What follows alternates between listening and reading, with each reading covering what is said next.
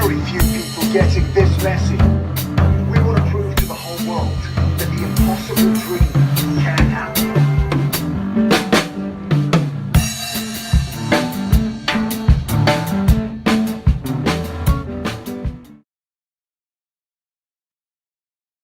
Well, here we are one more time, and you are it.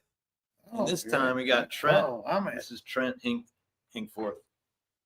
And Trent is my, I guess my first mate. He's the first guy in, really understands kind of what we're doing here on Spaceship One WholEarth. He and I seem to see eye to eye, and I trust him a lot, and we're playing music together, and now we're working on the next phase of our development, which is to, we got shadows coming across your face because of that. Light's in the wrong place. Sorry about that, people.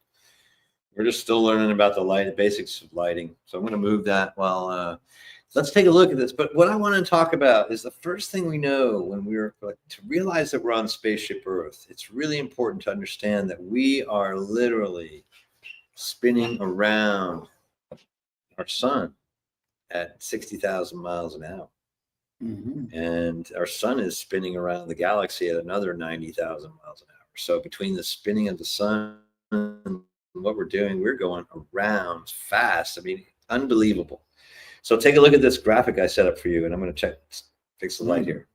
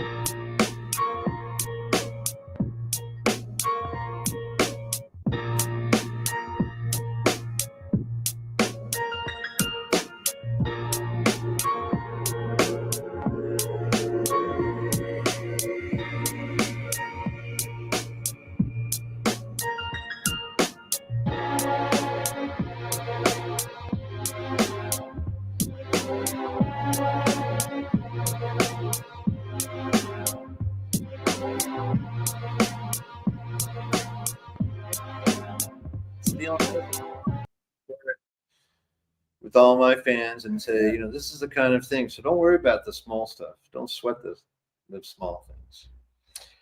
Well, now, so what do you think, Trent? Tell everybody what you think happened last week. What do you think? Boy, what happened last week? It was like a whirlwind of BS, really, coming out of Washington and everywhere. It's just to keep us baffled and off balance and wondering what's next. Well, who knows what they're really doing in the background to make more money, because it's all about the gang of billionaires making a bunch of money. So all these immigration crackdowns, tariffs, and all this stuff is just to keep us upset so they don't really see what they're going to do to us, like the really things of taking away Social Security and Medicare and cutting all the social programs, and basically just, if you're not rich, you are in the, so it's turned into a dystopian movie. It always, it's kind of feels like we're in some weird dystopian movie, and it's going to end up being like Mad Max or something. It's like that's what I feel is going on. Well, generally, the fascist Nazi kind of playbook requires a lot of fear and a lot of pitting people against each other instead of understanding the real law. I mean, the law of the universe is that we're all in this little spaceship going around in a galaxy, and we really need to unify in order to get through the next phase of this development of the galaxy. But we're gonna, one way or the other, we're gonna find a way, and this is how it happens: is that, as you see, there's only one way. I mean, you try going against the direction that our planet and our sun is going, I mean, into the galaxy. Can you just imagine, like, how would you even think about it? I mean, it's like stopping any kind of freight train or bulldozer or anything you can possibly imagine. I mean, that thing is just blasting out. So, I mean, we're all together on this one little teeny tiny speck. Oh, yeah. And now we're having a fight about it. Like, there's nothing to fight about. There's plenty with the intellect. You see, when we have the intellect, when we develop our intellect, we are able to rise in our consciousness.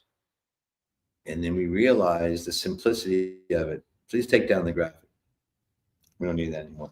Thank you. So now we get to realize that the simplistic is that we're all in this together.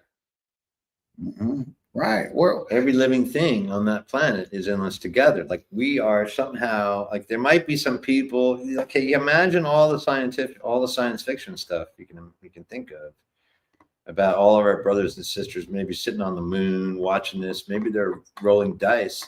I always like to think they're probably having like some kind of casino, and they're betting on which team is going to win the finals. I mean, because that's typical human behavior, right? Right. Well, that's typical. Okay.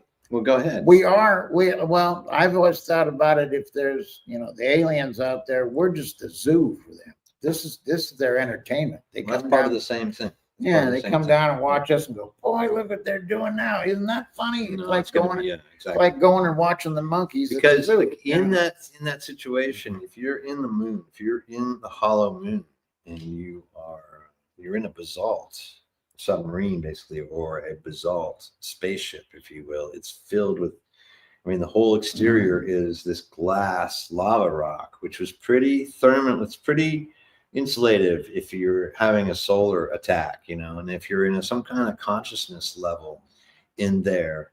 But, so the point is that you're going to wait, and you're still going to wait in there for tens of thousands of years for this planet to cool down. I mean, once we have a nova, everything is wiped off. But, I mean, somebody brings back all these different species and things. Oh, it comes back again. Sure. Not everything is blown away, right? There's some things that are left. There's still some plants and different things, but it seems like, you see, in the last finding the new archaeology is that the Amazon, for instance, was planted. Ooh, yes, by engineered to have everything we needed to say, to heal the body. If we were If we were lucky enough this time around to really understand that this planet has everything we need for every living thing, and we took care of it as intellectually sophisticated, consciously driven No, it would be. people, we could have enough for everybody. There's Oh, no there's need plenty. for war. I mean, we could all literally be sitting in a lotus position having your bowl of rice. I mean, because honestly, now who are you going to get to grow your rice? I think you got to get out there and grow some rice. If you really want a tasty, good rice, you should be having your hands on a bowl of rice. Don't you think? Oh, yes. Well, that's part. But if everyone could get along, there's plenty for everyone. In the United States, we throw more food away. That I forgot the figure, but it's tons every day. Well, let's It talk gets about the thrown first away. thing. The first So, elephant, there's honestly, plenty. is the land. Okay, how much land is in the United States? I mean, there's so much land here that you cannot. Oh, God, yeah. So here, John's coming back with sandwiches, and then we're going to have a Subway feast. And so I don't know how much we're going to be able to talk about this week, but basically the price of eggs is going up, and everything that those guys have said is just going crazy. So we have to remember that we're just all in this together: housing, water, food, energy, and something to eat. That's something to do. But yeah, everyone needs to realize there is no, all the common folk, which is the 99%. Stay with us, and we're going to be talking We're all about together. housing, water, food, water purification systems. We're going to talk about always the energy. Oh, and there looking at it other is. things. Here we are back in. So, okay, put this on your schedule. Check in next week, and we'll see you then. All right, bye-bye. Meatloaf.